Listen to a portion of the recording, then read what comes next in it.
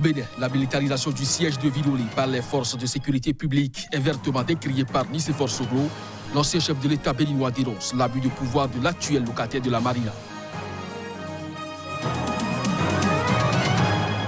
En République centrafricaine, le gouvernement a lancé un projet de résilience en milieu scolaire avec l'appui de l'UNICEF. L'initiative vise à améliorer la qualité de l'éducation dans ce pays en pleine reconstruction. La Banque africaine de développement a annoncé mardi un investissement de 4,4 milliards de dollars sur 7 ans pour le développement de l'Afrique centrale. Cette somme devrait financer 30 opérations régionales. Bonjour à chacun, bonjour à tous et bienvenue dans cette session d'information sur SICA que nous ouvrons donc par le Bénin où la militarisation du siège de Vidolé par les forces de sécurité publique est vertement décriée par le président Nicéphore Dieudonné Soglo. L'ancien chef d'État béninois dénonce l'abus de pouvoir de l'actuel locataire du palais de la Marina et l'invite à mettre de l'eau dans son vin. Plus de précision à travers cet élément.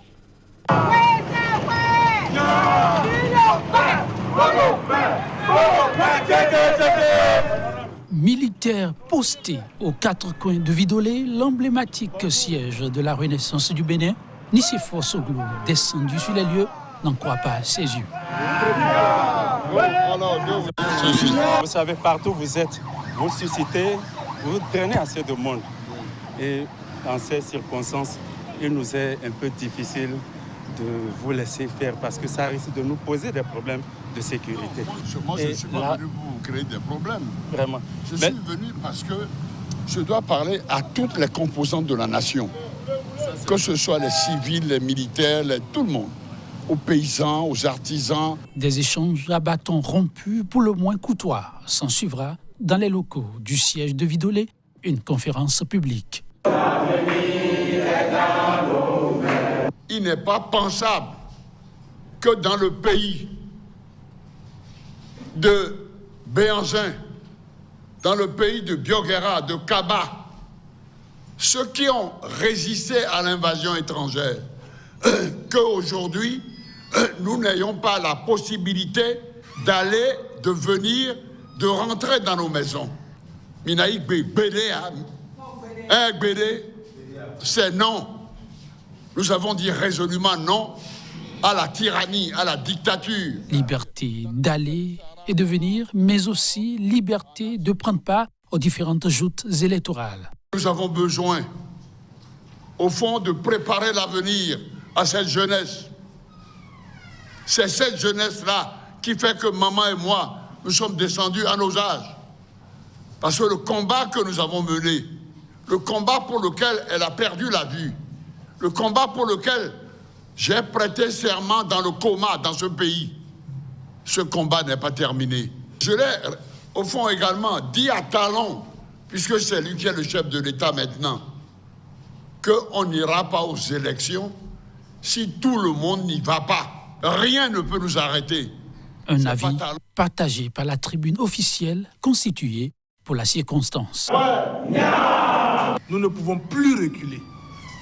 Sans l'opposition, pas d'élection. Le combat pour la démocratie, c'est pour nous tous. Nous n'avons pas le choix. Ou nous le faisons aujourd'hui, et nous périssons s'il le faut, ou nous ne le faisons pas, et de toute façon, nous allons périr. Une position invariable jusqu'à la fin. Des gens de la génération des Soglo sont encore déterminés. Nous devons encore montrer, nous jeunes, nous plus jeunes, plus de détermination encore au combat pour renverser la vapeur et faire en sorte que le 28 avril, qu'il n'y ait pas d'élection sans opposition. On ne dit pas ça pour aller dormir. On ne dit pas ça pour aller s'asseoir. Je dis, les chars ne nous font pas peur, en effet. Au contraire, les chars nous prouvent que nous sommes en position de force et que nous devons avancer. Nous ne devons plus, comme vous l'avez chanté tout à l'heure, reculer. Le siège de Vidolé sera en conséquence baptisé siège de la résistance pour la sauvegarde des acquis démocratiques. Premier résistant déclaré, le couple Soglo. Le président du Conseil constitutionnel algérien Taeb Belaïz, une des principales figures du régime visé par les contestataires, a présenté sa démission ce mardi. C'est ce qu'a rapporté la télévision nationale algérienne. Les précisions. Taïeb Belaïz, fidèle du président Abdelaziz Bouteflika, qui a lui-même démissionné le 2 avril sous la pression conjuguée de l'armée et de la rue, a prévenu le Conseil constitutionnel qu'il avait présenté sa démission au chef de l'État par intérim Abdelkader Ben Salah, selon la télévision. Le Conseil constitutionnel est notamment chargé de valider les candidatures à la présidentielle contestée fixées au 4 juillet pour élire un successeur au président démissionnaire Abdelaziz Bouteflika et de veiller à la régularité des opérations de vote. Les contestataires qui ont obtenu début avril le départ de Bouteflika après 20 ans de règne réclamaient désormais notamment le départ des 3B. Le président par intérim Abdelkader Ben Salah, le premier ministre Noureddine Bedoui et Belaïz. Le président du Conseil constitutionnel est notamment chargé par la Constitution d'assurer l'intérim à la tête de l'État en cas de démission de Ben Salah. Ancien magistrat, ministre de façon quasi ininterrompue depuis 16 ans, Belaïz, 70 ans, avait été nommé le 2 février à la tête du Conseil constitutionnel par Bouteflika pour remplacer Mourad Medelsi, décédé. Il avait déjà présidé le Conseil constitutionnel de mars 2012 à septembre 2013. Cette démission intervient au premier jour d'une révision exceptionnelle des listes électorales qui doit durer une semaine dans la perspective de la présidentielle du 4 juillet. Des magistrats et des maires ont d'ores et déjà indiqué qu'ils boycotteraient la supervision de cette étape importante avant l'organisation du scrutin. Alors que les manifestations se poursuivent au Soudan, l'Union africaine a menacé lundi de suspendre le pays de l'organisation continentale. Ceci si l'armée ne quitte pas le pouvoir au profit d'une autorité politique civile d'ici 15 jours. Les détails. Depuis le sit-in qui se tient depuis le 6 avril dernier devant le quartier général de l'armée, dans la capitale Khartoum, les manifestants clament toujours haut et fort leurs revendications. Un autre leader de l'association a indiqué que si le conseil militaire n'était pas dissous, la SPA ne participerait pas à un gouvernement de transition. Notre principale demande, c'est un conseil civil souverain qui comprenne des représentants de l'armée pour protéger la révolution et assurer sa mise en application. Nous demandons la mise en place d'un conseil civil de transition formé de professionnels locaux qui feront consensus et qui auront un mandat limité et les pleins pouvoirs exécutifs.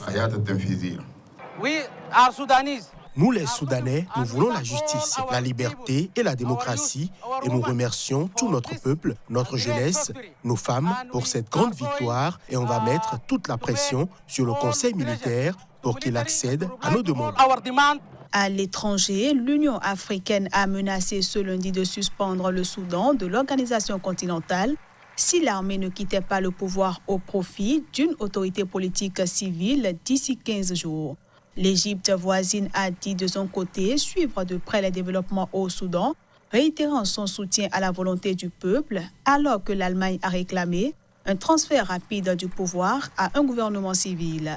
Amnesty International a appelé les militaires à remettre le président déchu, actuellement détenu par les militaires dans un lieu inconnu, à la Cour pénale internationale.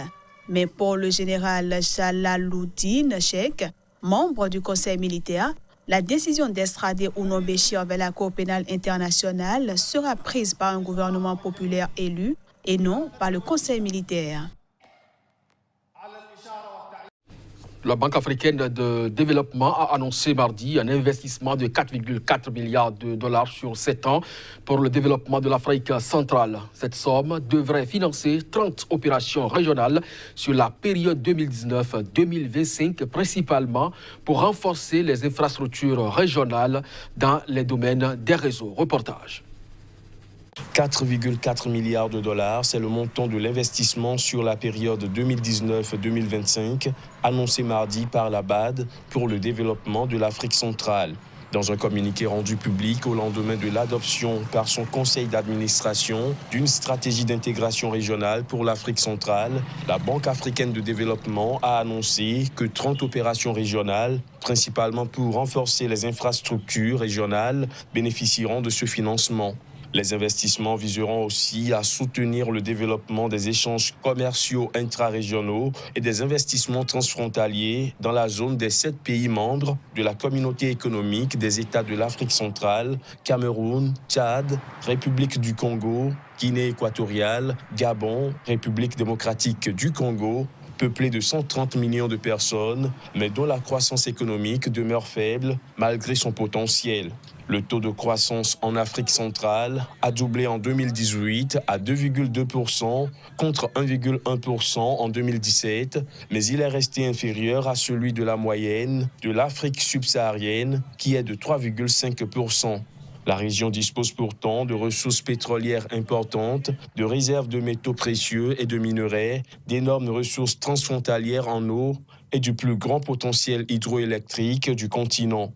Mais elle est confrontée au cercle vicieux de l'instabilité et de la précarité, de la faiblesse des capacités humaines et institutionnelles et du déficit en infrastructures dans les secteurs des transports, de l'énergie et des technologies de l'information et de la communication. En République centrafricaine, le gouvernement a lancé un projet de résilience en milieu scolaire avec l'appui de l'UNICEF. L'initiative vise à améliorer la qualité de l'éducation dans ce pays en pleine reconstruction après plusieurs années de guerre civile.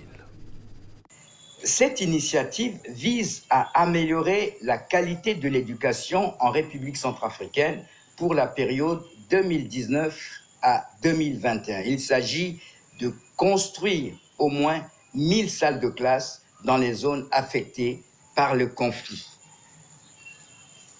Ce programme est destiné à financer des situations d'urgence qui affectent notre système éducatif. Nous savons tous que compte tenu de la crise que notre pays a vécue, il y a des enfants dont le cursus scolaire a été interrompu. Il y a des enfants qui quittent précocement notre système éducatif. Alors, grâce à ce financement, grâce à ce programme, nous comptons, par exemple, trouver des solutions au travers de programmes d'éducation alternative. À vrai dire, l'idée, c'est d'offrir un environnement sécurisé aux enfants afin de les maintenir à l'école pendant les heures de classe. Le coût du programme est estimé à près de 20 millions de dollars américains étalés sur 3 années. En dehors du financement Education Cannot Wait qui participe à la mise en œuvre du programme pluriannuel de résilience, nous avons également d'autres interventions au sein du système éducatif. Par exemple, le projet d'urgence de soutien à l'éducation de base, par exemple le programme de transition du système éducatif qui est financé par d'autres partenaires. Outre l'UNICEF, plusieurs agences internationales et les ONG opérant dans le secteur de l'éducation participent à la mise en œuvre du programme. Le gouvernement va solliciter l'appui de la mission des Nations Unies en Centrafrique, MINUSCA, pour sécuriser les établissements scolaires dans les zones de conflit. Ce sera tout pour cette édition. Merci à vous de nous avoir suivis. Très bonne journée en compagnie de programme de SICA. À très bientôt.